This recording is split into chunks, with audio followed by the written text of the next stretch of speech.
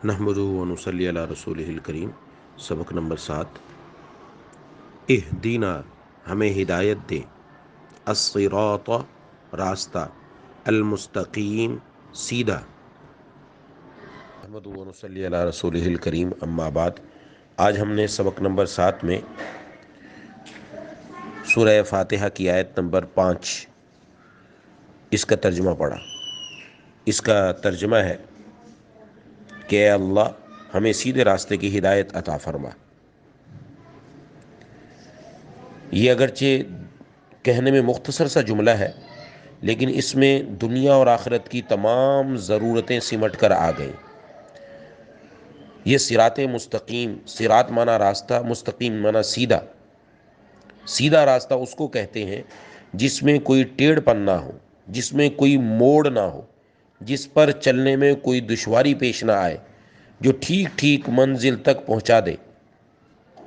ایسے راستے کی ہمیں دنیا میں بھی ضرورت ہے، آخرت میں بھی ضرورت ہے۔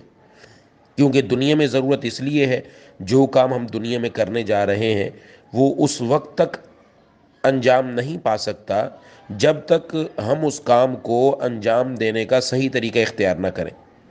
مثلا ہمیں اگر لاہور جانا ہے اور ہم لاہور جانے والی ٹرین کی بجائے کوئٹہ جانے والی ٹرین پر بیٹھ جائیں تو ظاہر ہے منزل تک نہیں پہنچیں گے۔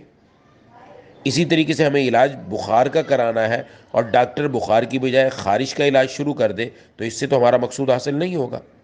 اس لیے دنیا میں بھی ہر کام میں ہمیں سیدھے راستے کی ضرورت ہے اور آخرت میں بھی ہمیں سیدھے راستے کی ضرورت ہے۔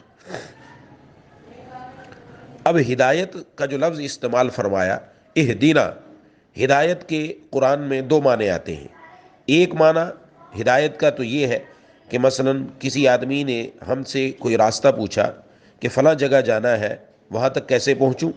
تو آپ اس کو بتا دیں کہ یہاں سے سیدھی سڑک پر فلاں جگہ تک چلے جانا، پھر وہاں سے دائیں طرف مڑ جانا، پھر بائیں طرف مڑ جانا تو فلاں جگہ پہنچ جاؤ گے، زبانی طور پر بتا دیا۔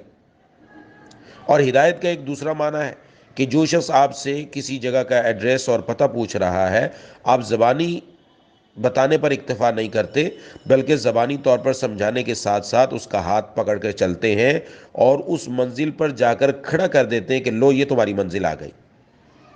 یہ قرآن کریم میں دونوں معنی کے لیے استعمال ہوا۔ اور پہلا معنی جو ہے جس زبانی طور پر بتانا ہے، جہاں پر پہلے معنی کے لیے استعمال ہوا ہے وہاں پر ہدایت کے ساتھ الہ کا لفظ بھی آتا ہے۔ اگر الہ کا لفظ ساتھ نہ آئے تو وہاں ہدایت کا دوسرا معنی مراد ہوگا، یعنی زبانی طور پر سمجھانے کے ساتھ ساتھ منزل مقصود پر پہنچا دینا۔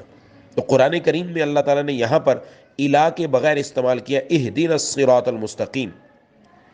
گویا یہاں ہم اللہ سے صرف اتنی بات نہیں مانگ رہے کہ آپ ہمیں راستہ دکھا دیجئے، بلکہ یہ توفیق مانگ رہے ہیں یا اللہ اپنے فضل و کرم سے راستہ دکھا بھی دیجئے اور ہمیں پہنچا بھی دیجئے۔ یہ دونوں باتیں مانگ رہے ہیں۔ آج عموماً ہمارے ذہنوں میں یہ خیال پیدا ہوتا ہے کہ جب دنیا میں ہر طرف فسق و فجور ہے، گناہوں کی دلدل ہے، ہر طرف اللہ کی نافرمانی ہے اور دین پر چلنے میں رکاوٹیں ہیں، کوئی سچائی، امانت داری، دیانت داری کے ساتھ تجارت کرنا چاہے، رکاوٹیں ہیں، اور رشوت کا بازار گرم ہے، دھوکے اور جھوٹ کا بازار گرم ہے، ہم کیسے چلیں اس میں؟ ہم کیسے چل سکتے ہیں؟ اس لیے لوگ یہ کہہ کر پیچھے ہٹ جاتے ہیں۔ لیکن اس آیت میں اس کا جواب موجود ہے۔ حضرت اقدس حضرت ڈاکٹر عبداللہ عارفی رحمہ اللہ فرمایا کرتے تھے کہ آپ تھوڑا سا یہ تصور کریں کہ آپ اللہ تبارک و تعالیٰ کے سامنے کھڑے ہیں اور اللہ تعالیٰ نے پوچھ لیا کہ تم نے کیوں نہیں عمل کیا، تم نے اپنی تجارت کے اندر امانت، دیانت، سچائی کو کیوں اختیار نہیں کیا، آپ نے جھوٹ کیوں بولا، دھوکہ کیوں دیا؟ تو وہاں ہم کیا جواب دیں گے کہ یا اللہ ہر طرف چونکہ گناہوں کا بازار گرم تھا اس لیے میں بھی اسی میں مبتلا ہو گیا، میں کیسے بچتا؟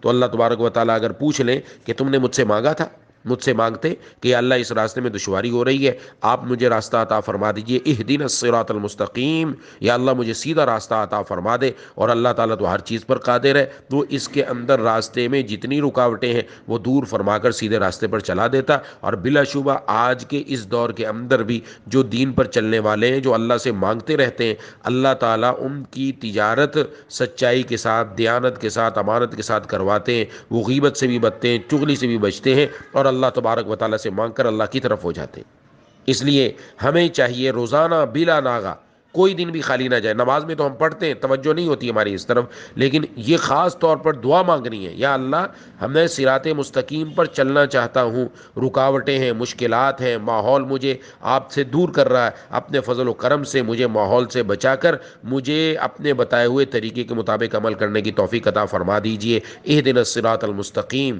مجھے سیدھے راستے کی ہدایت عطا فرما دیجئے. 40 دن عمل کر کے دیکھیں، دل لگا کر مانگیں، خشوع اور خضوع کے ساتھ مانگیں، انشاءاللہ اس کے بعد دروازے کھلتے ہوئے نظر آئیں گے. اللہ تبارک و تعالیٰ ضرور عطا فرمائیں گے کہ بندہ اللہ تبارک و تعالیٰ کی طرف سے سیدھے راستے پر چل پڑے گا. اور پھر اس میں صرف اتنا ہی نہیں ہے کہ آدمی زبانی طور پر دعا مانگ کر فارغ ہو جائے. ایک آدمی کا اس راستے پر چلنے کا ارادہ ہی نہیں ہے، دل میں کوئی خواہش ہی نہیں ہے، اور اس کی طرف کوئی قدم ہی نہیں بڑھا رہا، صرف دعا کر رہا ہے کہ یا اللہ مجھے صراط مستقیم تک پہنچا دے. تو اس کا مطلب تو یہ ہے کہ میں خود جانا نہیں چاہتا، میں اپنے پاؤں اور ہاتھ ہلانا نہیں چاہتا، بس مجھے صراط مستقیم پر آپ پہنچا دیجئے. تو یوں سمجھ لیں زبردستی اللہ تبارک و تعالیٰ نہیں فرماتے، بلکہ جب تک بندہ خود اپنا ارادہ ظاہر نہ کر دے، اپنے دل میں طلب لے کر نہ آئے، اس کے لیے قدم نہ بڑھائے، تب تک کام نہیں بنتا. جس کو ہم کہتے ہیں دعا کے ساتھ دوا بھی ضروری ہے. دوا یہ ہے کہ جو جو اعمال کرنے والے ہیں وہ کرے، اور ساتھ ساتھ اللہ تبارک و تعالیٰ سے مانگے بھی. تو پھر اللہ تعالیٰ کا اعلان ہے کہ اہدنا الصراط المستقیم، ہم نے مانگا، والذین جاہدوا فینا لنہدینہم سبلنا وان اللہ لمع المحسنین، جن لوگوں نے ہمارے راستے میں کوشش کی، ہم انہیں ضرور بضرور اپنے راستوں پر پہنچائیں گے بھی، اور یقیناً اللہ نیکی کرنے والوں کے ساتھ ہے. اس لیے مایوس ہو کر نہیں بیٹھنا چاہیے. اللہ تبارک و تعالیٰ کا وعدہ ہے. اللہ تبارک و تعالیٰ نے یہاں بھی وعدہ فرمایا لنہدینہم سبلنا، یہاں بھی الہ نہیں آیا، الہ استعمال نہیں کیا. اس کا مطلب کیا؟ صرف راستہ نہیں دکھائیں گے، بلکہ اللہ اپنے تک پہنچا دیں گے. لیکن اس کے لیے بنیادی شرط کیا ہے؟ والذین جاہدوا فینا، یعنی ہمارے راستے میں کوشش کرو، ہمارے راستے میں قدم بڑھاؤ، تو پھر انشاءاللہ آگے والا معاملہ ہم کر دیں گے. بقیہ تشریح انشاءاللہ اگلے 2 اسباق میں بیان کی جائے گی. اللہ تعالی ہمیں ان باتوں پر عمل کرنے کی توفیق عطا فرمائے.